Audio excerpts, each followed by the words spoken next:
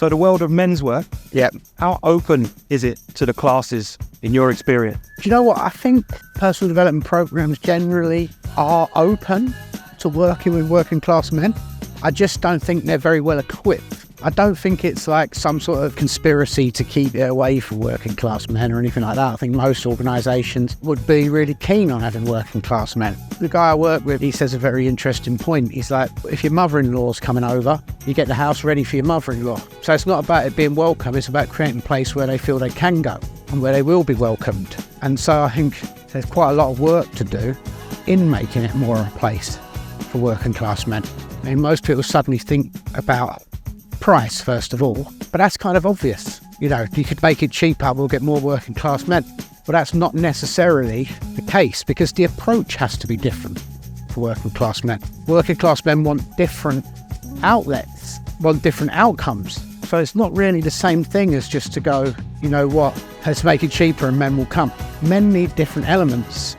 Working class men need different elements. They need more community for a start. They need more of a sense of service. Also, you know, they've got to feel that it's benefiting not just them. A working class man will work harder for his kids than he ever will for himself, because he's had to his entire life. Yeah, he'll sacrifice more for a partner than he will for himself. So you can't make it just about self. You have to take the personal out of personal development when you're working with working class men.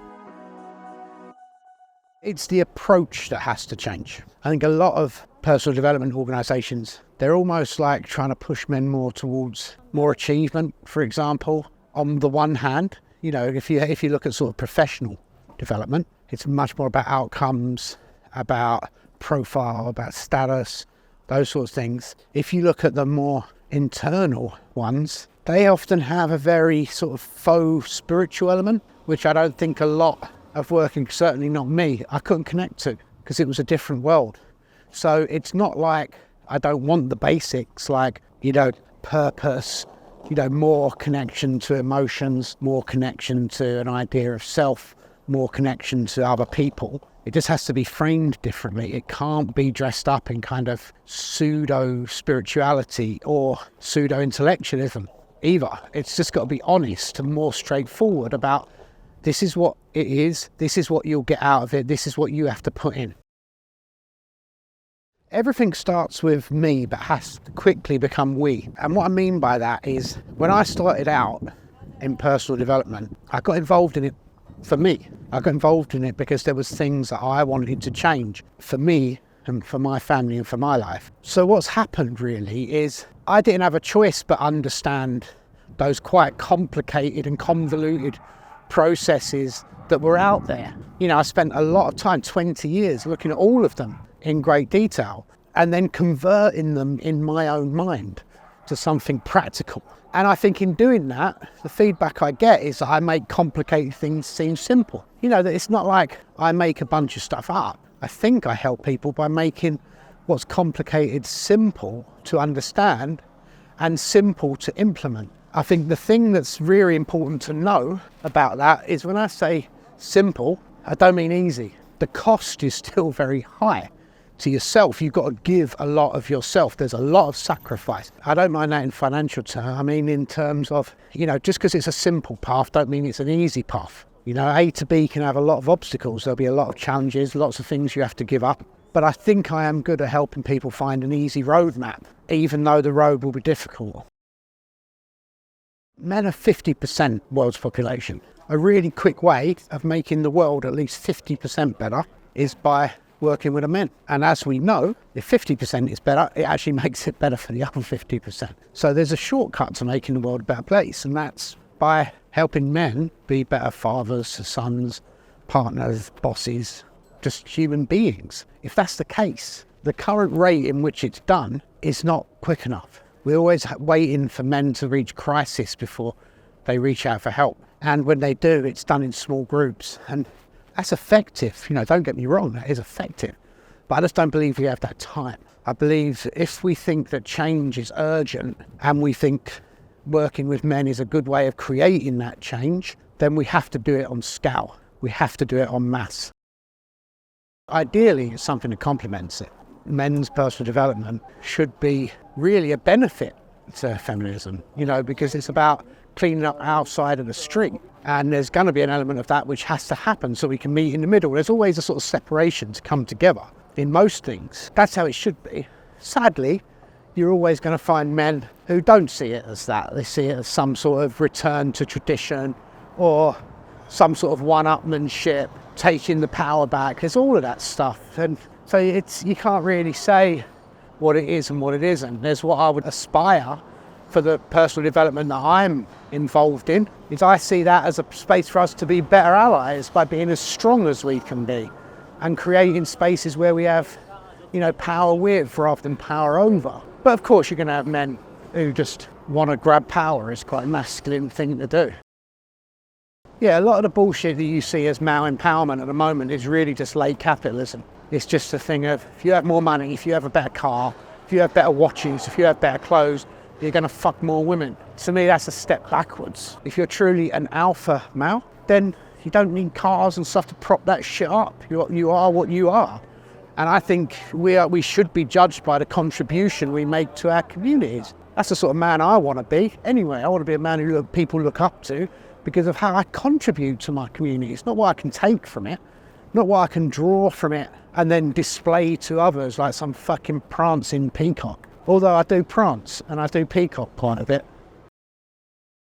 Yeah, I mean, it's a very difficult position to hold that, because I'm also not some sort of radical, you don't need anything in this life, because that's not true.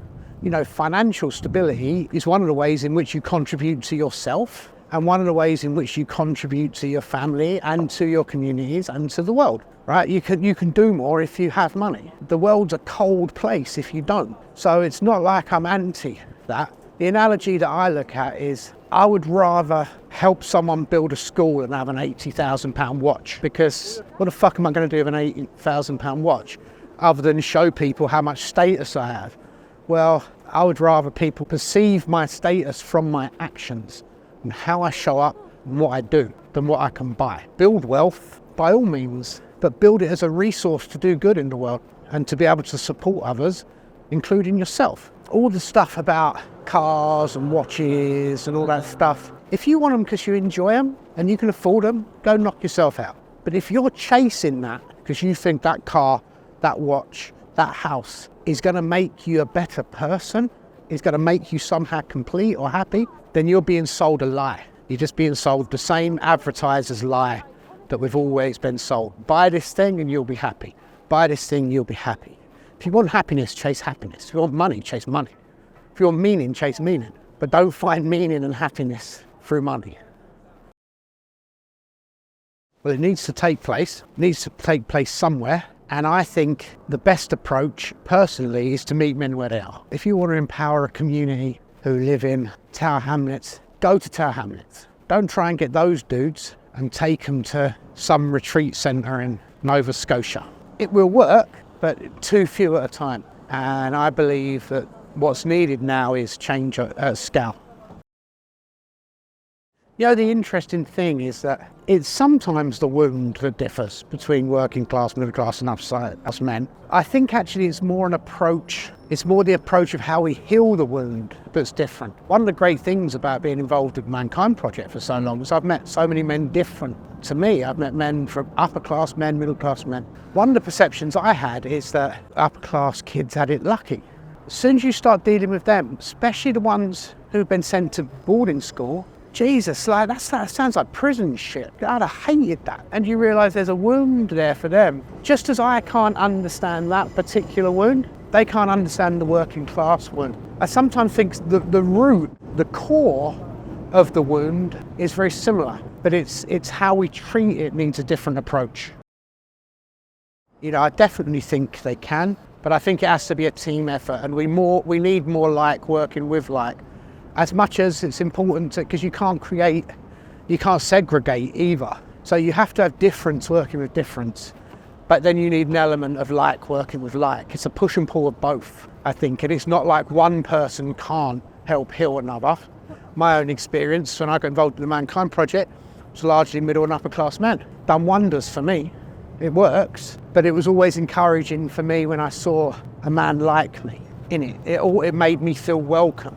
A working class guy has got more chance of knowing when I'm bullshitting than an upper class guy, right? Because we know each other, we're cut from the same cloth. And I'm sure that's the other way around too. You know, I can definitely get blinded by middle class and upper class men just by the way they hold themselves, the way they talk. My own class wound comes up, makes it harder for me to find what connects.